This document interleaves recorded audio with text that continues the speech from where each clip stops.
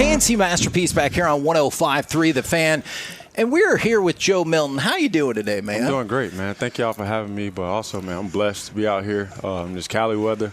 I'm out here for the first time. So it's great, man. Oxnard is beautiful. So you prefer this weather to 103 like it is back home? Absolutely. Man, me too. I keep texting my wife weather updates. That's probably not the right thing to do, is it? That's not the right thing to do. Okay, all right. Now, you talked about how a little bit of a rougher start maybe to practice today, but finish really strong. There was one particular play. It looked like the ball got stripped from you, but it looked like it might have been after the whistle. Yeah. What was your takeaway on that play particularly? It was after the whistle, but just regardless of that, just finish the ball, just bring the ball back to the ref. That's something that I kind of grew upon when I took my time at Tennessee. It's just always hand the ref the ball. And for me, and that rep right there was like, I may turn around and say something, but at the same time, it's more of like, Joe, you got to keep the ball high and tight until the whistle blow or until it's time to hand the ball to somebody and somebody asks for the ball. So that's what I should have been doing. And you see that a lot with the running backs in particular. I know the tight ends and wide receivers will do it as well. Can you just go back for just a second, the importance of finishing that play and then going all the way through? You know? Just first off, just throwing the ball away in the beginning and not being able to cut back like that much because there's a lot of people flowing that way. And, when you go back into traffic like that, things can get bad. I understand that I'm 6'5" and I'm 232, and that's all good and all, but D-linemen are bigger than me. And those guys, when they land on you, it's not fun. So just being smart with that, keeping the ball high and tight, and just the 3 points of contact. So just doing that, remembering that, because we as a quarterback, if a running back or the receivers did anything like that, we're the type of person that'll be on them. And, so it starts with us with the red jerseys, so keeping the ball high and tight. Walk me, you break huddle, and you walk up to the line of scrimmage. Walk me through the whole process before you say hut. How does that all go? It depends on the play. If it's for instance, if it's a pass play, I kind of, after the huddle, break, my eyes go straight to the middle of the field. Just seeing what the coverage is, seeing if it's too high or one high. That's all I need to know so far. And after that, I'm assessing my slot. So wherever my slot is on the field, if we have one, I'm going to look at the nickel. If the nickel's inside or outside leverage. After that, it's pretty much kind of play ball. Kind of got my little assumptions on what I think it is. And after that, after the whistle, after I say hut, just it's going to be what it is at that point. That is a shockingly short amount of time to have to process all that information, though, isn't it? Definitely. I think that's people think about playing the position, and I don't know how much they think about when you break the huddle to when you snap the ball, how short that time is. Definitely. It's definitely short, but it's also like, I've been doing it since the third grade, so it's kind of it's kind of like second nature now. Not to just go out there and just break the huddle and then be like, okay, yep, here we go, accept. And not understanding what's going on back end, because the back end can change and they changes what our guys do. So therefore, if we want to do that, then we do it. You want to trust your receivers. Yep. And you want to, A, how do they gain your trust? Mm-hmm. But B, how do they gain your trust when they are covered? Yeah. And you're like, okay, I just got to trust that he's going to get it. Yeah. I think it starts off the field, man. Not even knowing what a person can do on the field, but just knowing their why. I feel like that goes a long way. And a lot of people don't talk about that, the outside of football, like how much are we bonding? How much do I know this person? Because at the end of the day, y'all so close to each other, right? Yep. Right. And if you was having an off day, he would know that, so therefore he would talk more. That's a great point. And that's a great point. And it's like for us as a quarterback, it's like I want to make sure that my receiver is working hard, but also I want to know where his why is. Why is his love for the game so strong? What's going to make him go? Right. And you also want to be able to talk to guys on the sideline, because some guys not going to take your feedback.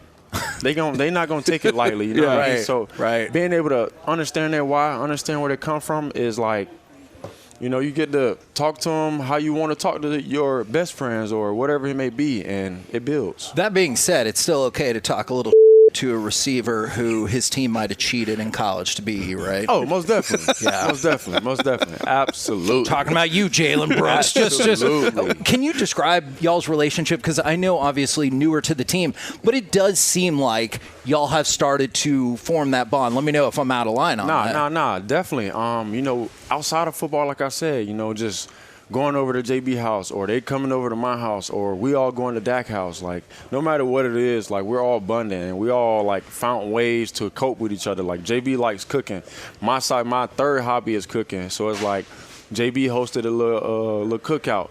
I brought some of my food over. He already had food made.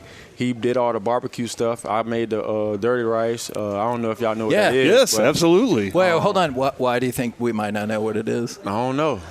You sure? I'm from the South. So. Okay. I'm from the South. We were born here Florida. in Texas. Okay. Do you consider Texas the South? Yes. I do. Okay. Because I know there's some people It's who hot, are, man. Yeah. Anything hot, I consider. What is your favorite thing to cook then? Like, I grew up barbecue guy, so I love smoking briskets and stuff like that. What is your thing? Me, I would say my baked spaghetti, depending on who I'm cooking for. Okay. Yeah, depends on trying to who I'm impress cooking for. somebody. Yeah, I mean, I got a girl, so Yeah. I ain't trying to impress nobody else. So, But her? for my girl, if she usually say that she wants spaghetti, it's probably once out the week. Okay. So, she don't like my spaghetti how I cook it. I add sugar in my spaghetti. Oh, that's the way to do it. Yeah, That is absolutely the best spaghetti It's sauce like I a ever loaded had. spaghetti though. So Yeah. I cut up little sausage links. I put pepperonis on top. I put cheese on top. I bake it in the oven. Yeah. So it'd be loaded with ground beef. When y'all do some studying and she's helping you study, Yeah. then you're like, okay, this is your reward, some spaghetti. Or she's like, no, She doesn't like the way he cooks it, though. She don't like the way I cook it, and she like the thin noodles. Oh, really? Yeah, Angel hair. Yeah, I don't. You like I like the regular noodles. Okay. Yeah. But you guys got plenty of other stuff in common. most Okay, definitely. good. Most definitely. The spaghetti doesn't feel like a make or break for Yeah, your no, relationship. It's not. What's more fun, juking somebody at the second level or Running trucking somebody? over. It's a good feeling, isn't it? It is, especially when they was talking trash, probably like a play before, and it's like, bet I'm gonna catch you. And when I catch you, it's gonna be bad. Especially if somebody waiting on me to tackle me. Like, why are you waiting on me why am I running full speed at you and you're just waiting on me? You know what I mean? Come meet me halfway or something. That does feel a little disrespectful. Yeah. They're like, I could take you down, Right. stand still. And I'm gonna run right through you. We were talking about this earlier on the show today. Who do you think is the best fictional quarterback of all time? Whether it's movie, TV, whatever, do you got to go to? It's a tough question. We debated it quite a bit. Yeah, there was like top 25 list that we had to go through a little bit. Sheesh, that's hard. I don't know, man. Is that harder than any of the football questions we've asked so far? Yeah, that's probably okay. harder. All right. That's fair. I'll give you a minute to think about that a little bit. There was a report over the weekend that Jaden Blue doesn't have a great work ethic. Yeah. I have a lot of high hopes for Jaden Blue this year. Why do you disagree with that report? For one, I was gonna comment on that, and then I was gonna put BS. For two, it's like we don't even know you who commented on it, and it's like for you to comment on a rookie that's literally posting on Instagram every day of him working. Yeah. What sense does that make? You know what I mean? Make something correlate with each other. And it's like that wasn't correlating. And you never even been in our building since like 25 years ago. So it's like, who do we believe here? Yeah, exactly. I mean, so it's kind of that situation. And it's like, for me, it's like I respect his work ethic. Ever since he came in, it was like his head was down. He was just working, you know what I mean? And it's like, I didn't like before that article even came out, I would never even thought that, you know what I mean? And you play with him on NCAA.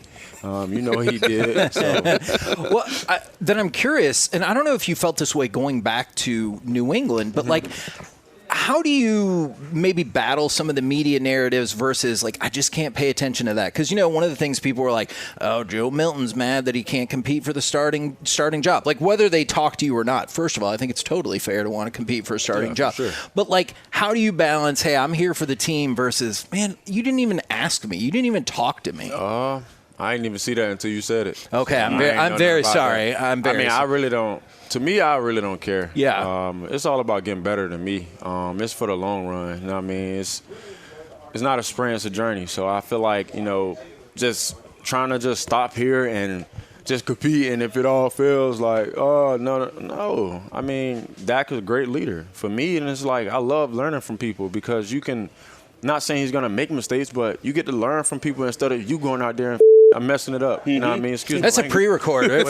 But it's like you going out there and you just like messing it up, or you can go out there, you can sit on the sideline, you can watch somebody else that's been in the league for his 10th year and learn from him. You know, he got a lot of knowledge. He done been around a lot of great people. But it's also like, I mean, everybody just like talking about me, I guess. I don't be bothering nobody. I like playing my video game. I love football. I like being at the house with my girl. I like playing with the dogs. And I like playing drums. And if I'm not doing that, it's like really don't care what people say, to be honest, because it's like you don't know me. You don't know me personally. You don't know what I go through. You don't know what I think. And you don't know how I feel about what's going on here. And I love what's going on here. So it's like, for me, they really just be talking just to talk, to be honest. Yeah. Yeah. Playing the drums, were you growing up playing the drums? Yeah. Working on your triplets and everything? Drumline was my favorite movie. Okay. I get that. I know every beat off Drumline. Who's your favorite drummer? Like, do you have one? Because mine's always been Dave Matthews, Carter Beauford. Nah, mine's just Nick Cannon from Drumline. There you go. There you go. That's the way to go. Yeah, his solo is amazing. Yeah. Now, go ahead. I know it's just the first day of practice, but it's just your general philosophy. Can you win a practice? Like, you personally, do you feel like, oh, I won that practice today? Or I feel like it ain't necessarily about winning a practice. It's about winning the day. What did you do from, like this morning, I got up at 4:30. Like, what did I do from 4:30 to now? Yeah. You know what I mean, to get myself ready for practice. I feel like that's how you win the day. It's not about just winning a practice. It's not about just going against the defense and beating the defense, because as a whole, we all need to work on something collectively and get better at something. You know, it was probably minor hiccups today, and it's like, let's go clean that up. So we really didn't win the day or win the practice because we had minor hiccups. But it's like, you know, that's why we got tomorrow. And tomorrow's not promised, but you have an opportunity to.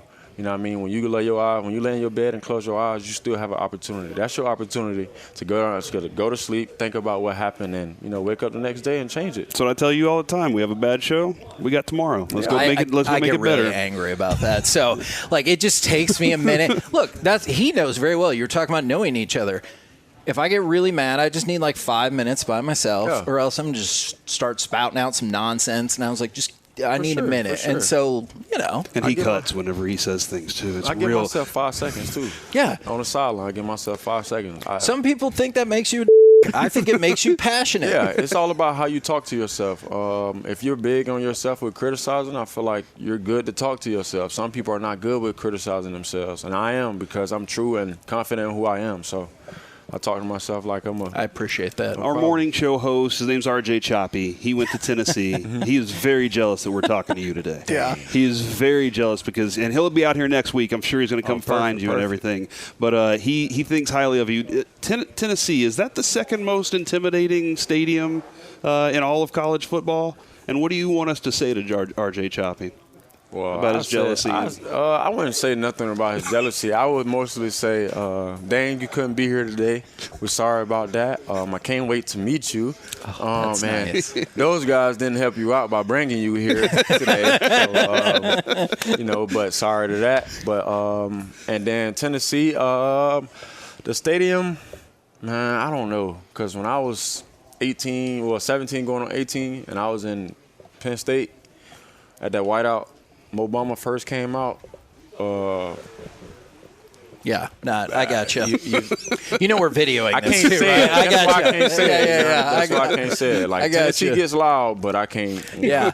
I just want to warn you about Choppy. I've seen him operate before. There was a time we were at the Super Bowl bar. He saw Cooper Manning, and he walked over there to talk to Cooper Manning, and he posted up like he was going to hang out and have a conversation. Never met this guy in his entire life. And he's like, no, we're going to hang out and be friends. So don't get too close to RJ, because he's going to be like, what about your phone number? What's your player tag? Like, just be careful. He's a lovely person, I got you. and he loves Tennessee, but like just little tag. Yeah. Okay, good. See how they good. talk about you? These your friends. He knows. I never said that. I said we work together. I'm just kidding. Just kidding. All right, we gave you a couple minutes. Have you come up with your favorite fictitious quarterback, or the best fictitious quarterback? To be honest with you, I'm going to have to say Nah, I really don't know, to be honest with you. I'm trying to think of the quarterback name from Little Giants. He was tossing. Oh, he was like number 12 on the list, wasn't he? He was in the top 20, and we were like, he's a kid. Yeah, but they're like, okay, all right. So who did y'all have? Oh, Shane Falco from The Replacements. That's my guy right there. I don't think I've seen that. Yeah, you're going to have to check that one out. It's about whenever the league struck and all that, and they were like, we're still going to play anyway, and he came in and he took over. Matter of fact, what's the movie The Rock is in? The Game Plan? The Game Plan. Yes, there you he go. was in the top 10. So there you go. That's a good one. All right, Plan. man. Thank you very much. Really appreciate your insight, and we're really pumped that you're part of the man. team. Thank y'all. Thank y'all for having me.